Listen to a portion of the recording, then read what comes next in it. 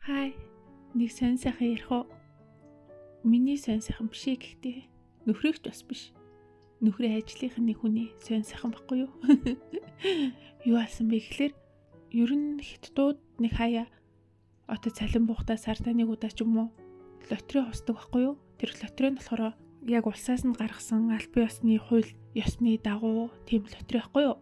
Тэгээд ер нь залуучууд хаяа нэг цалин байлан буухлаараа ч юм уу эсвэл найзуудаараа ингээд хусгыг тэгээд өсрөөл нэг 200 ян орчим нэг 100 мянган төгрөг орчимд тэр лотерейгоо ингээд хусгах жишээ тэр чинь нэг ингээд одоо яагаад гэдэм дээ цаанаас нэг тоонууд өгчөөд тэгээд тэрийгэ дарааллуулаад идэм мэдгүй би ерөөсөө тэгж хусч үзээгүй зүгээр хусчихсан хүнийг л харж байсан ер нь тийм нэг хиттэн тэр яг албан ёсны тийм лотерейны газар хаасаагүй байрны булан тохоо юм тийм хаасаагүй газар харагдтал гэдэг байхгүй юу тэг хүмүүс ороод тэгэл нэгч тийм айхтар их ороод идэвчгүй бас тэгээ хоосон байгаад идэхгүй тэгэл байж л үдээ.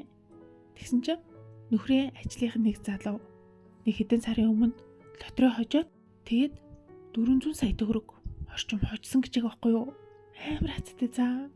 400 сая ч мөр амар их штий. Тэгээд тэр залуунд баярлаад гялс тэр нүүн хоцсон мөнгөөрөө хувьцаа авсан юм л да нэг компани. Тэгсэн чинь тэр нь бүр нав сунаад заа. Шатаад нэмж өрөнд ороод ёо бүр баларсан гэсэн. Тэгээд ажил дээр нэг ургуур амтаа ирээд байгаа гэсэн хөрхий. Гэтээс амар савлгаатай оз. Нэг өдөр гинт бүр саятан болоод нэг өдөр бол тэгэл баг өртөө хүн болоод гэдэг мэдгүй би лав юм. Савлгаатай тогтургүй байдалд ер нь дургүй. Тэснээс өдөр болох ижилхэн. Нэг хэвийн багаар сайжраа явж байхад хамаагүй дээр санагддгийг. Тэгэд би нөхөртөө хэлсэн. Чи бити тийм лотерей энэ төр авч байгаарай за. Цөмөрөө хийдэг юм биш үү энэ төр гэж нөхөрчтэй угаасаа тийм юмд амар сонирхолгүй гэдгийгсэн. Лотерей ярьсан чинь нэг багын ядал санаанд ороод нөгөө намайг бага ингээд 10 жил бага ингээд байхад нөгөө нэг лотерей байгаад идэгсэн мам зурагтаараа амар рекламдал тэгэл ийм хуудас цаас 200 төгрөг өглөө 500 төгрөг хөлөө мэдгүй. Би бас яг өөрөө авч байгаагүй юм. Гэхдээ өөр хүнийг аваад хусаад тарахгүй байж байгааг нь бол хэд удаа харчихсан. Тэгээд тэр болохоор юм одоо юм хусдаг цаас тэгчээ тэргээл лотерей гэдэг за.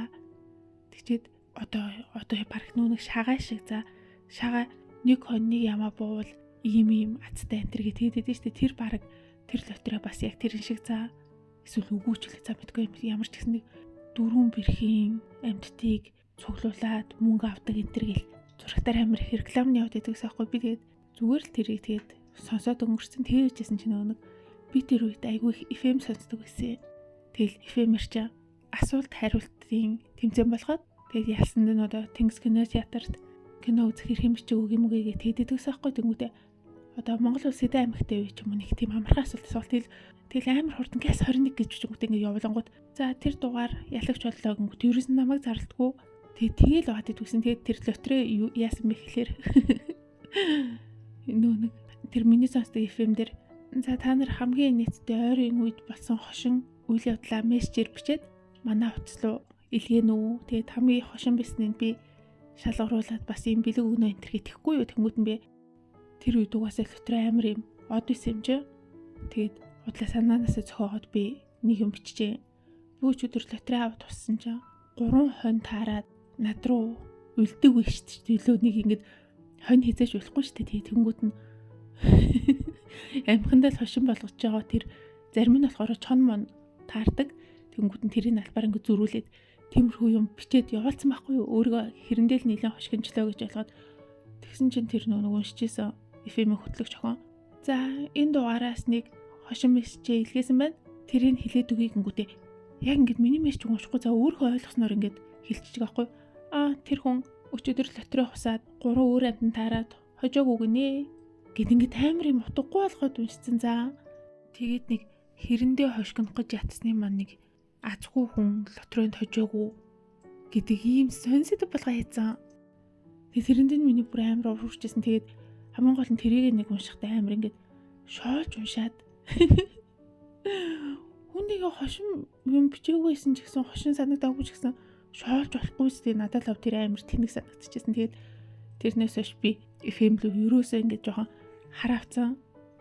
Миний мэш ийм хүмүүсээр ингэж гадагшилдаг байсан биз. Би өмнө нь ингээд амар олон удаа асуултанд хариулж мариулал амар идэвхтэй нэг жөө үрэл ингээд бичээд идэгсэн. Юунд бичдэг гэсэн бэ? Эднэр чинь анхнаасаа тэгвэл асуулт хариулт тиймээ юм болохтой хүртэл хамгийн эхэлж зүв мессежийг явуулсан нь биш. Өөрсдийнхөө хүмүүст ингээд худлаа билеттэй бэлгэлцдэг байсан юм шүү өнтер гэдэг тийм хар төрөөд за. Тэгээд тэр FM дахиж мессеж бичиж оролцохоо байлцсан. Гэтэл лотерейтны хамаатай яриавчлаа. Гэтэл өөр надад лотерейтэй хамаатай дурсамж байхгүй болохоор санаад ярьчлаа. Энийгээ дөгөөрэй гэж юу? Надад монголчууд ер нь хошин шогийн мэдрэмж өндөртэй, алиа хошин хүмүүс айгүй ихтэй юм шиг санагтаад идэв. Гэтэ ер нь тэгэл ухаалаг хүмүүс хошин байдаг энэ төр гэдэг үгнүүд байдэн штэ. Гэтэ нэг тийм хошин мааз биш, нэг тийм ёжилсон юм бодуулах гэсэн нэг тийм үгнүүд байдэн штэ.